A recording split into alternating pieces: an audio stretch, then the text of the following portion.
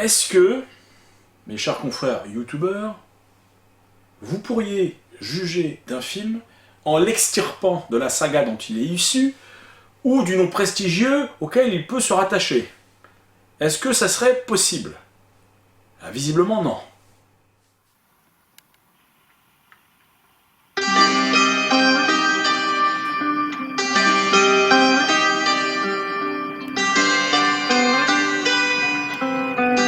Bonjour à tous, nous allons aujourd'hui parler de Terminator Dark Fate, réalisé par Tim Miller, avec Arnold Schwarzenegger, Linda Hamilton, Natalie Reyes et Mackenzie Davis. Bon, je sors de projection, donc je vais un petit peu vous livrer ce que j'ai en moi là tout de suite. Un peu d'énervement, comme je vous le disais, par rapport au déferlement de merde, hein, pour être tout à fait clair, qui s'est abattu sur ce film. Alors mes collègues youtubeurs y ont été de leur c'est de la merde, c'est du caca, c'est une catastrophe, stop pour les plus sobres d'entre eux. Et j'ai un vrai problème avec ça. Alors on va le dire tout de suite, non, Terminator Dark Fate n'est pas un chef-d'œuvre, non, Terminator Dark Fate n'est pas un bon film. Qu'est-ce que c'est que Terminator Dark Fate? C'est une grosse série B survitaminée, qui est pratiquement, qui raconte une histoire en temps réel, en quelques heures, qui ne sert à rien, on va être d'accord, par rapport au reste de la saga, qui n'a pas d'apport particulièrement intéressant, voire il y a quelques trucs, mais c'est un peu anecdotique. Donc oui, nous sommes d'accord, c'est un film pas franchement nécessaire, mais comme beaucoup de films, qui révolutionnera pas le genre, mais qui est un actionneur bourrin, et à ce titre-là, respecte son contrat.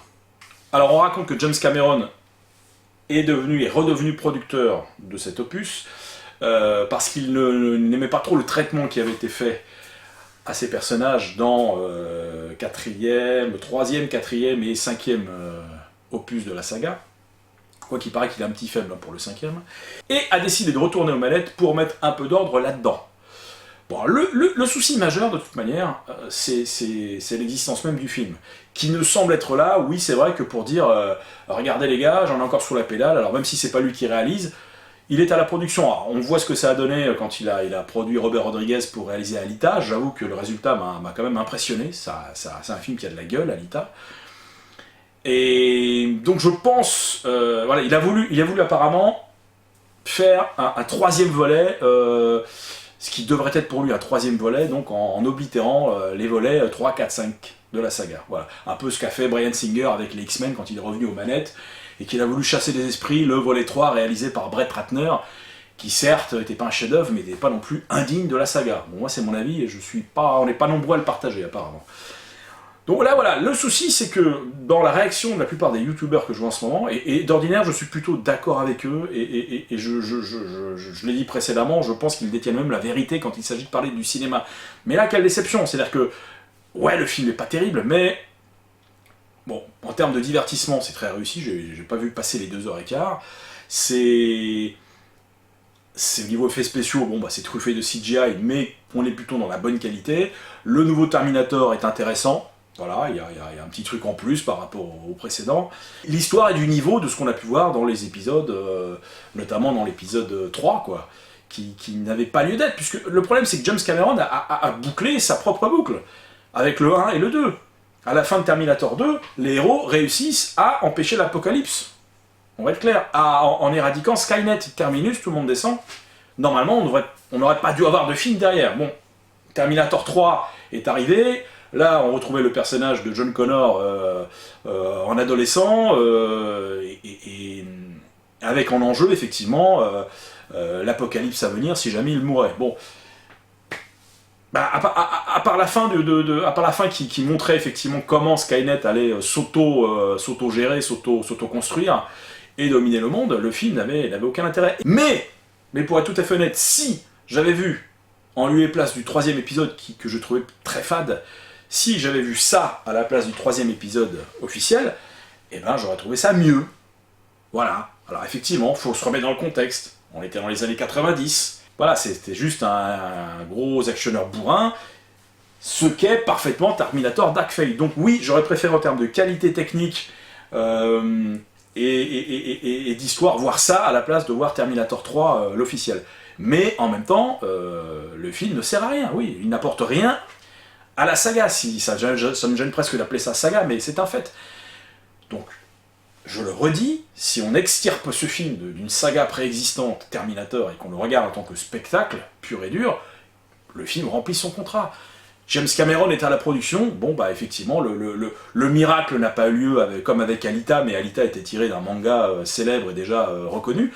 Là c'est un scénario, bon, David Goyer participe encore, et c'est vrai que c'est généralement assez inégal, mais voilà, après tout, le dernier Mad Max, Fury Road, c'est juste une course-poursuite de 2 heures. Bon, effectivement, avec un niveau de virtuosité autre que celui qu'on a dans Dark Fate, mais Tim Miller fait le boulot, quoi.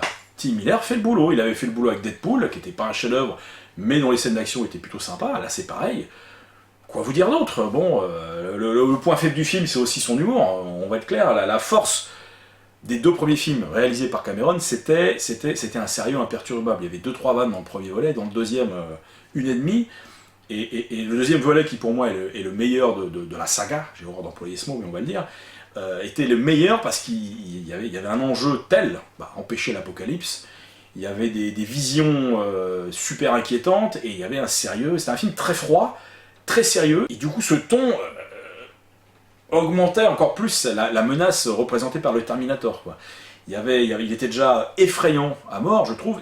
Pour info, rappelez-vous, Terminator 2, c'est la première fois qu'on voyait ce genre d'effet numérique que récupéra derrière Steven Spielberg pour faire Jurassic Park et ses fameux dinosaures. Donc c'est James Cameron qui a initié cet effet spécial, qui coûta, je crois, à l'époque 30 millions. Pour la création du Terminator, dans Terminator 2, c'est 30 millions de dollars.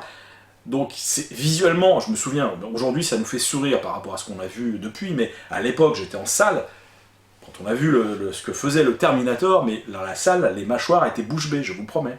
Excusez-moi, je radote un peu, truc de vieux, mais... Donc voilà, ce choc originel, on l'a plus jamais retrouvé derrière, parce qu'aujourd'hui, voilà, tous les films sont gavés de CGI et on s'en fout un peu. Donc, quoi qu'il arrive, la saga n'aurait pas pu nous surprendre comme l'était ce second volet. Mais en l'état, voilà, c'est un film d'action bourrin, on est content de revoir Arnold Schwarzenegger, bon... une explication un peu mi-figue, mi-raisin sur ce que peuvent devenir un Terminator une fois qu'il a accompli sa mission. Bon, bah là, on le voit dans le film. C'est au moins une proposition originale, à défaut d'être pleinement satisfaisante. Voilà, et quant aux scènes d'action qui sont quand même assez nombreuses, la dernière demi-heure est pratiquement une scène d'action globale. Oui, on en a pour son argent. Je suis sorti de là, voilà, satisfait, sans avoir le sentiment d'avoir vu un film génial, mais c'est du bon taf, voilà. De la part de Cameron, oui, beaucoup attendaient mieux, mais non, c'est pas non plus le Messi Cameron, il peut se planter. Bon, voilà, on va dire, si ses ambitions étaient de révolutionner la saga ou d'apporter des choses nouvelles, c'est raté. Si c'était de nous distraire pendant 2h15 sans se prendre la tête, c'est réussi. Point barre. Je me fous que James Cameron soit la production, je me fous que le film fasse partie d'une saga avec des hauts, je m'en cogne, je m'en tamponne. C'est un fait, il appartient à une saga, mais je ne veux pas juger sa qualité par rapport à ça. Donc oui, Terminator est un actionneur bourrin efficace. C'est sûr qu'il révolutionnera pas le genre, mais en l'état, c'est quand même correct, quoi, voilà. Alors les gars, si vous voulez que je vous montre des merdes, je vais vous emmener voir des merdes, des vraies merdes. Ça, c'est pas une merde, excusez-moi. Quand moi j'ai défoncé une vraie merde qui était Black Panther, excusez-moi, on n'était pas nombreux à gueuler dans le désert. Hein. D'ailleurs, chez les youtubeurs, là, au mieux c'était, au pire c'était ouais, bon, encore un Marvel, et puis souvent j'ai vu, ah ouais, c'est super, c'est génial, quoi. Vous avez pas honte, les mecs? Vous avez pas honte? Non mais sans déconner. Donc qu'est-ce que je vous dis, avec les films Marvel, c'est pareil. Vous jugez les films. Je parle une fois de plus aux youtubeurs professionnels, vous jugez les films en les rattachant à un truc, à une saga, quoi. Vous pouvez pas juger aujourd'hui un film Marvel sans nous rappeler le MCU, mais je m'en tamponne, putain, je vois un film pour ce qu'il est. Et chez Marvel, il y a des merdes et il y a des bons films, point barre, c'est un fait. Vous en êtes déjà à juger ce que va être le prochain Star Wars sur la bande-annonce, les mecs. Mais détendez-vous, quoi. Détendez-vous. Excusez-moi, je m'énerve un peu, mais détendez-vous. Regardez un film pour ce qu'il est. Essayez d'oublier le reste, essayez de vous extirper de tout l'environnement, de la pression des médias. Arrêtez ça, les gars. Merci. Bon, je vous incite pas non plus à courir voir Terminator Dark Fate, mais si vous avez rien de mieux à foutre et qu'il n'y a pas de sortie ciné plus inspirante, allez-y, vous vous emmerderez pas, quoi. Et c'est déjà pas si mal au cinéma. Voilà, excusez-moi, c'était un peu un coup de gueule, mais j'en ai marre de voir des conneries partout, là, sur ce film, j'en ai marre. Ciao, continuez à aller au cinéma quand même.